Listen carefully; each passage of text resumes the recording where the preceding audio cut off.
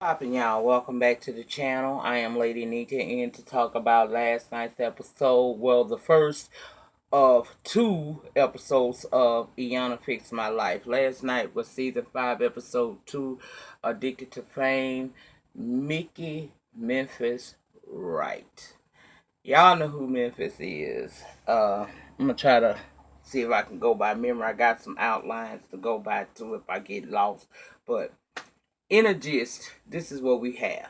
We got Memphitz Wright. Y'all know who he is. He's the ex-husband of Toya Wright, who used to be married to Lil Wayne, and he's also the ex-boyfriend and producer of KMichelle. His mother brought this to Iyanla's attention because she is worried that hold up. I've been outside and it's pollen. I'm telling y'all, we have all 4 seasons in 1 week in Louisiana. Today is one. Yesterday was cold and rainy. Today is sunny out there, but that pollen count is ridiculous and it's bothering me. But I'm gonna try to get through this best I can before I start to swell because I can feel it right here. But anyway, child, we talking about Memphis. His mama feel like he's spiraling out of control. If something isn't done for him soon, that he gonna end up dead. His drug use is way out of control, and she won't help. She wants some form of help for him before she loses her child. Now, she gave us a little backstory on the family. Apparently, back in 2001, a mere 17 years ago, at the age of 19, Memphis' father, who he was very close to, was killed by a member of the KKK. They killed him, burned him, and dismembered him. He never got a chance, or never has, as of time of recording, ever dealt with the death of his father. What he did was basically he moved. I think she said he moved out, went to school in New York, and then he phased into the music business, and he been, you know, trying to live this Memphis, the facade that he built for himself, never dealing with the pain that Micky, the person who lost his father, his probably his mentor and possibly his good friend, to murder by hands of some KKK members back in the day. He's never had a chance to deal with that, and she told us that also that the man was found that was the person responsible for the death. There was a trial, but she did not allow either one of her 2 children to go to this trial because she didn't want them to hear the gory details of what this man had done to their father, nor see the photographs that I'm sure were shown during the trial. Iyanla feels like in a way that may not have been the best idea because that didn't what it did was it didn't allow them to have a form of closure in the matter. She may have got it, but they didn't. And as a result thereof, he over here drugging and all wild and out. And the other daughter, she pretty much has become a mute. She don't say much or nothing. Long as she ain't got to deal with it, she good, okay? Well, we learned that they never even received the ashes from their father's death, when they didn't give him no ashes. It was 3 years after his death before they even had a memorial service for this man. Meanwhile, like I said, Memphis and his sister are both in turmoil and conflict because they're having to try to figure out how to deal with the death of their father. Actually, they ain't trying to figure it out, and this was the problem with both of them. Now, we saw him sit down with Iyanla. He sat down with her, and they were talking. Let me get to that part. First thing she did to him was she verbalized what he can't seem to do. She said, "Your father didn't die; he was murdered." And you can see in his face when she said that he know that that's what happened, but to hear it brought it home for him, and you could see it bothered him a whole lot. That he wasn't able, that he ain't did that. Then he began to open up and talk, And when he started talking, all he kept saying was that his ex-girlfriend had said something about him that destroyed, she told a lie on him that destroyed his career. Now, to their credit, they did not allow KMichelle's name to be said. They bleeped her name out every time he mentioned it, and he mentioned it a few times. But he felt like she messed up his career, and he blamed her for that. Now we know the story, of what happened with Memphitz and that girl. We're not even going to rehash all of that. What I will say is, he don't hold himself responsible for nothing. It's like it's everybody else's fault that he lost this or he lost that. Iyanla even called him out on it and told him, "You got a real good way of telling a story where you are portrayed as the victim." He kept saying that losing his career is his issue, and Iyanla said that he's still not seeing how he caused some of it, and it all stems back to the hurt he had over his dad and how he chose to cope with the death of his dad. So, our first exercise takes us outside to the back. She has him dig 2 holes. She told him that Memphitz is only a facade. That's a character that he created to help him not deal with his dad's murder.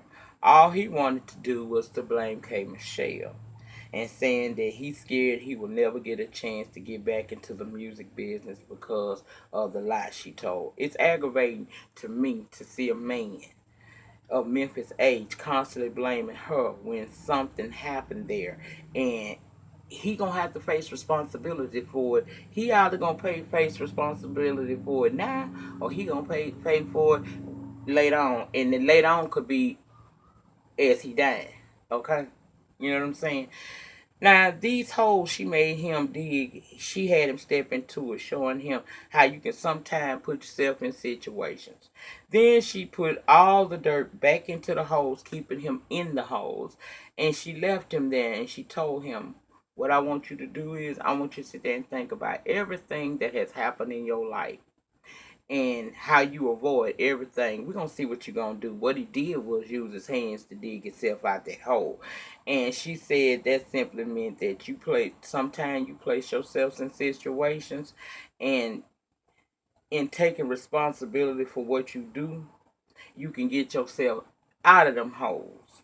And do you know he didn't get that? He didn't get the concept of that.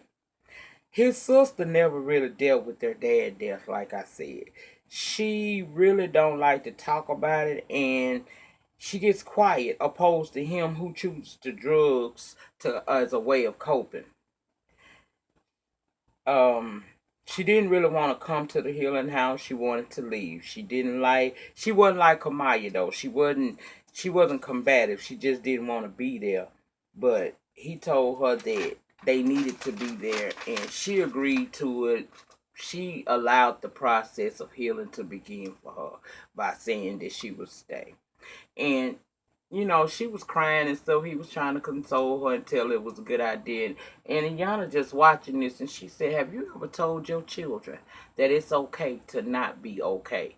And that thing hit me like a ton of bricks, because you do have to sometimes understand and tell your offsprings it's days you just not. Things is gonna happen in life, and it's alright if you upset about that. People, I used to be that person. I used to try to walk around and like ain't nothing bothered me. And that's what led to me being in counseling off and on over the last few years. I'm back in it now. That's something I don't mind sharing with y'all. We ain't gonna talk about it that much on this channel, but I've been there. Um when my mother died, I never accepted it. It took me years to accept it. It was like I knew it happened, but I never wanted to talk about it to anybody, and I didn't. And as a result thereof, I eventually started having children, and I don't think I transferred nothing off on them, but you never know. That's why I constantly watch now, because as I'm becoming more and more emotionally healthy, I want to make sure that my eggs be that way too. Because even though I think I did the best that you could do as a mother, you never know when the sins of the mother or the parent will pass on to the child. And then we're gonna really touch on that when we get on this next story that we're gonna do from Iyanla last night. But just in this sense, I understand. I really do understand, you know. Iyanla took the sister outside, and the two of them talked. Of course, the cameras was there, and she let her release. Even though she admitted she don't like talking about it, Iyanla had to tell her, girl, pain has to have a voice too. And it's okay for you to be hurt in this moment. It's okay for you to cry out. It's okay for you to feel bad. It's okay to feel, period. Just don't stop breathing while you're doing it. Because if you keep breathing, you will eventually be able to get that out and find your way to moving on from that situation. And that's some real shit because my mother died when I was 13 years old. I was 30 before I ever cried about that. I was 30 years old before I ever just said, okay, she's gone, and felt that moment. It took me just that long because for years I felt like I had to be strong. I didn't feel like it was nothing to talk about. I said to myself, people come and they go every day, never thinking about how that was eating me up as a person. So I identified with the sister in this moment. And it was good she let her have that moment, okay? It was real good for her to get that out. And the one thing she did do, she continued to breathe through her grief. And that was good. Child, you can move on from that. Now, Iyanla also told the mother, Francis, you can't baby him, and that's what you're trying to do. You can help him through his pain. You can help him through situations in life, but you can't treat him like a baby because he's not. And that's something else that came to me in the last few years. I treated my youngest egg like a little baby. And when he stepped out on me and did some shit, I felt awful. I felt responsible and everything else. That's part of why I'm in counseling now, is dealing with the guilt of blaming myself for my son going astray when I tried to be June Cleaver. Not realizing June Cleaver is a character that was written. She didn't exist. There is no perfect parent. Anyway, after all of that, Iyanla went on to talk to Memphitz, and he said he could see that.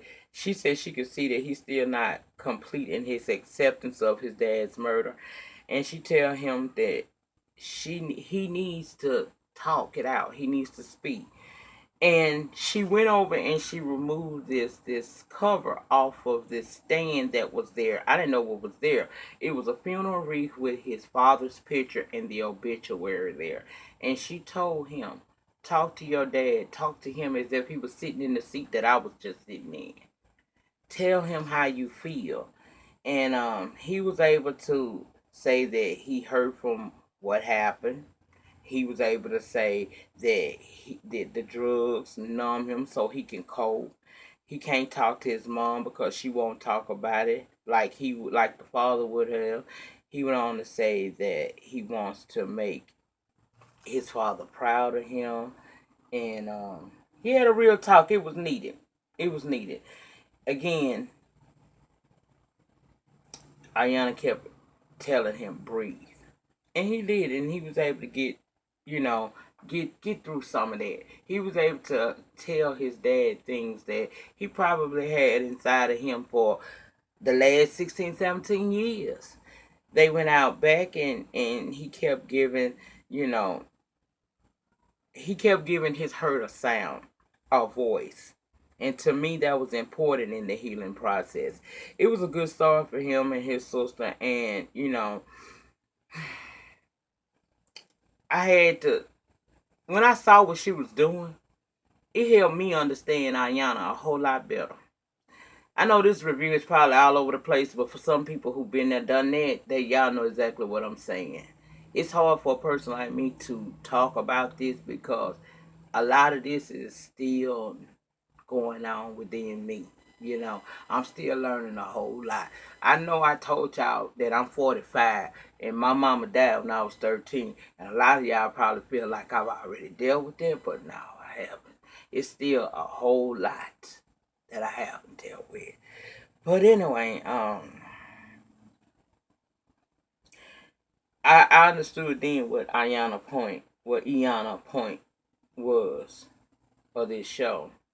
Iyanla don't come on this show to save no damn body or to fix nobody's life. As a life coach, her responsibility is to identify the problem.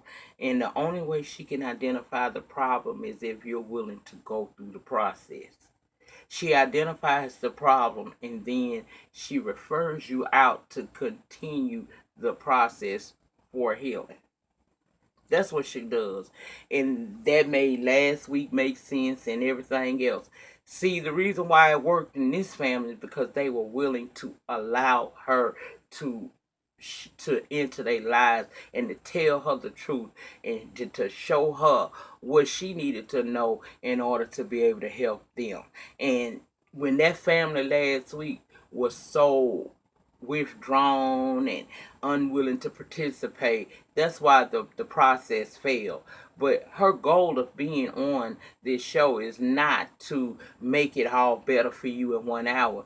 I was like at first thinking like she got to be out her damn mind if she thinks she can do that. No, that's never what. That ain't her goal. Her goal as life coach is to identify the problem. If you're willing to do the work to allow her to show you where it's at, and from there you take her referrals and you go and do the rest of the work that's necessary for you to become emotionally healthy. So I'm here for Miss Iyanla on that. Now she had Memphitz come meet this substance abuse doctor. Okay, he come in and he meets him and the guy's telling, Iyanla said that he has been, using drugs and whatnots for a while, and she feel like a part of him getting himself together is going to involve him going to a 30-day inpatient treatment facility. Now he don't feel like he necessarily has a problem, and that in itself is a problem. The fact that he don't think that there's a problem, but he don't think there's a problem, but he does admit that he's been using the drugs for quite some, for over 10 years. And the mom and sister and cousin them, all them folks, they convened back in there and basically was trying to get him to see that this is something that he needs, and he agreed to it. And let me make sure I don't leave nothing out. He did ask, was the place like a jail, and they say no, it was more, it was like a luxury place to be. Um, he eventually, okay, he did agree to go to therapy, and then it kind of went off, and Iyanla let us know in the update that they do at the end of the shows, when there is one to give, that Memphitz had agreed to go, but he didn't end up going to the treatment facility, and that the people will be still holding a bid for him if in fact he decides that he wants to come in and get the help that he needs. Now, even though this episode touched a lot of stuff that helped me personally, it didn't do shit for him, and it made me feel like, did he come on this show because he truly wanted to address the issues that he have, or did he come on here because he just wanted to be on another reality TV show and get his name out there some more? Any coin any coin better than no coin, I guess is what I'm saying. I can't say that was what his goal was, but I did feel a detachment from him from the gate. I felt like when he came in and she was talking to him, even though he didn't act like Kamaya Mobley, he didn't come in that house really looking for a change. To me, he just was doing it to be on TV. And if I'm wrong for that, I ask God to put it in my spirit to change that. But it was by happenstance that she got something out of him as far as being acceptant of what happened to his dad and being vocal about it and crying and trying to deal past that. But overall, I don't think he was here to really to do the work that he needed to do. And it's evident in the fact that he opted out of counseling because he had the opportunity to start anew by going to that treatment facility, and he opted out. Now, you got to know, if you on Molly, Xanax, cocaine, and all that other shit for over 16 plus years, that it's altering who you are. That is the reason why you have some of the problems that you have had. Maybe you ain't know you was kicking her motherfucking ass, and you was. I don't know. But that was that episode. I hate to not have something positive to say on the end, but I really don't, because I walked away from that episode, honestly, y'all, feeling like he ain't really give us, he just didn't act a fool. And by some happenstance, because she's good at what she does, he did have to face certain things that he probably didn't want to face and hasn't faced. But was it really the reason for the season? Is that why he here? Or did he just come on here so he could be on TV? I don't know. Y'all get down in the pen and let me know. Y'all know the depth of your struggle will determine the height of your success. In the meantime, in between time, please remember to rate, comment, subscribe, and share this video. I'll see y'all on the next one. The Mitchell Brothers. Peace.